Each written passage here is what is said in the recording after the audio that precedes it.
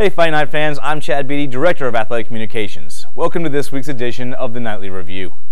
The women's basketball team fell 64-44 last Wednesday at the University of Tampa before being tripped up 73-68 against Embry-Riddle on Saturday.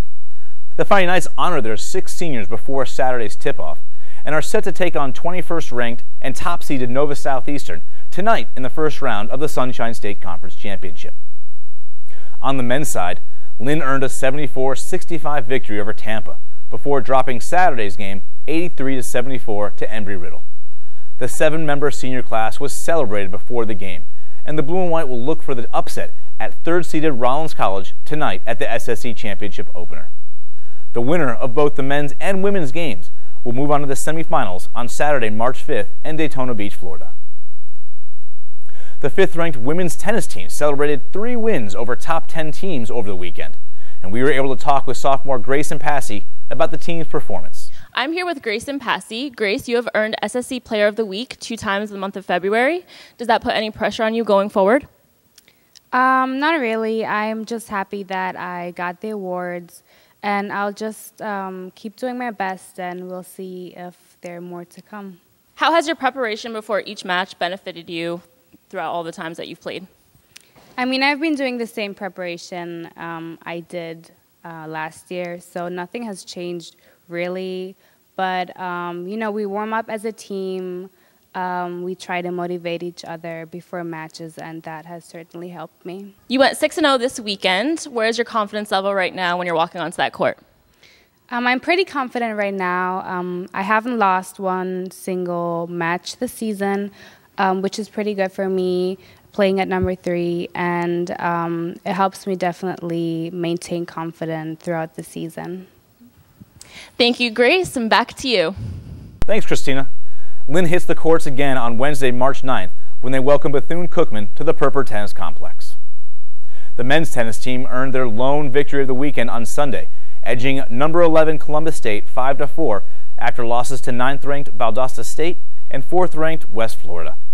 The Fighting Knights return to action this Saturday, March 5th, when they are set to host Florida Southern in Sunshine State Conference play beginning at 10 a.m. Lynn's softball earned a 3-1 road victory against the University of Tampa on Saturday, their first SSC win of the year. The Spartans claimed wins in Friday's opener and Saturday's nightcap, though. The Fighting Knights host Chestnut Hill this afternoon in a doubleheader set to begin at 1 p.m. and then begin a 3-game series at home against Palm Beach Atlantic on Friday.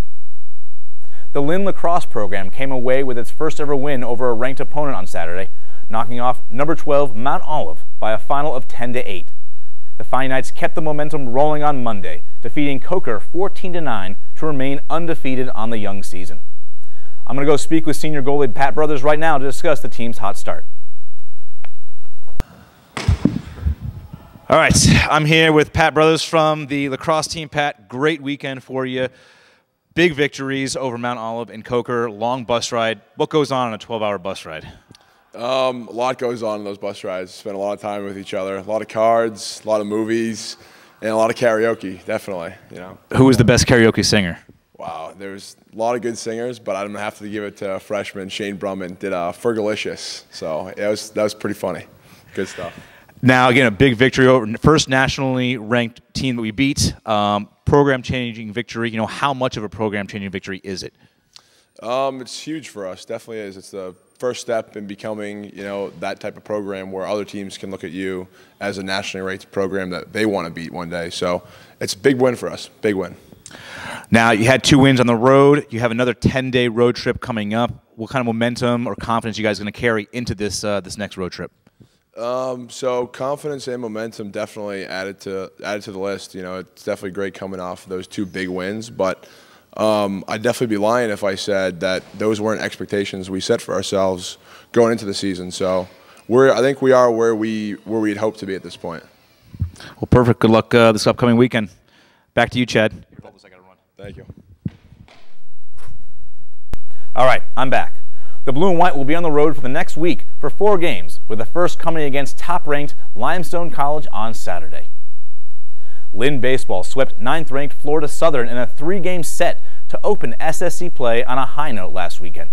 First baseman Ryan Donovan stopped by to chat about the series. Hey Fighting Night fans, Jordan Herod here with Ryan Donovan, first baseman for the Lynn baseball team. Ryan, coming off a big weekend, 7 of 13 at Florida Southern, 1 home run, 3 doubles, lots of RBIs. Tell me a little bit about what it's like individually, why you're dialed in right now at the plate, and B, what it's like to come away with a conference opening win. Well, you know, our coaches this week were doing a lot of work with us, you know, about tracking the ball, a lot of two-strike approach work, and just putting the ball in play. And basically this weekend I was just kind of focusing on just, you know, putting the bat on the ball, just putting the ball in play. But most importantly, just trying to have a quality at bat, help the team, and just hit the ball hard. And it seemed like that approach just worked for me well. Fighting Knight's currently 8-6, 3-0 in Sunshine State Conference play. Ryan, tell me a little bit about what it is maybe that you're most impressed with on the team so far this season. I think I'd probably say our team unity is probably the thing I'm most impressed with. You know, a lot of our team isn't really player driven. It's really as one unit, and we got a lot of good team chemistry. Everyone's just trying to work together. We got a lot of guys contributing, and it's really kind of a team feel rather than a bunch of individuals. So I'd say that's pretty impressive to have so many guys with one goal. You know, with one goal, trying to get to the same thing. All right, thanks, Ryan. Chad, back to you. Thanks, Jordan. The Fighting Knights are set to return to action on Friday when they travel to West Palm Beach to take on Palm Beach Atlantic in the first of 3 games. The men's golf team held on to win the Super Regional Division II South-Southeast Preview on Tuesday afternoon, while both Manny Torres and Martin Cancino placed in the top 5 individually. The team hits the links again this Thursday for the first round of the Gary Freeman BCU Spring Invite in Daytona Beach.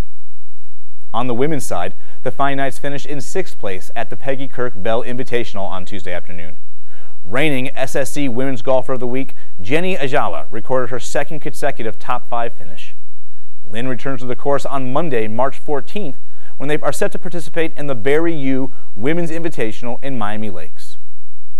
Lastly, an update on swimming, which will send 3 swimmers to the NCAA Division II National Championship. Tally Carmignani becomes the first 4-year national championship qualifier in program history. Rebecca Matthews will look to defend her 100 and 200 breaststroke times and titles. And Catalina Berard-Galea becomes the 2nd Lynn freshman swimmer to qualify for the national championship.